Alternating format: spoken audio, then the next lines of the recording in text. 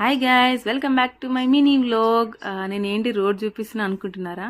ఈరోజు హైదరాబాద్లో పడిందండి వర్షం. కంటిన్యూస్గా 1.5 hours నుంచి 2 hours వరకు పడతానే ఉన్నది. ఆ వర్షం చూసారా ఎంత ట్రాఫిక్ జామ్ అయిందో. ఆ సైడ్ ఉన్న బస్సు ఈ సిగ్నల్ దాటి ఇటు సైడ్ రావడానికి మినిమం 1 hour పట్టింది.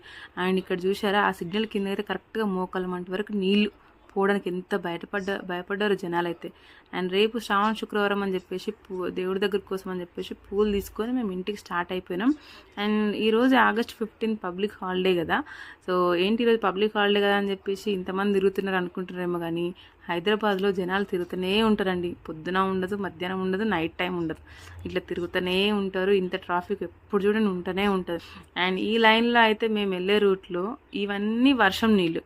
ఆ వర్షం నీళ్ళు, ఆ డ్రైనేజ్ వాటర్ అని ఎక్కడికి పోతాయో కూడా తెలియదు. కానీ హైదరాబాద్లో వర్షం పడితే మాత్రం ఇది సిచ్యువేషన్. అదేదో ఊర్లో చెరువులు ఉన్నట్టుగానే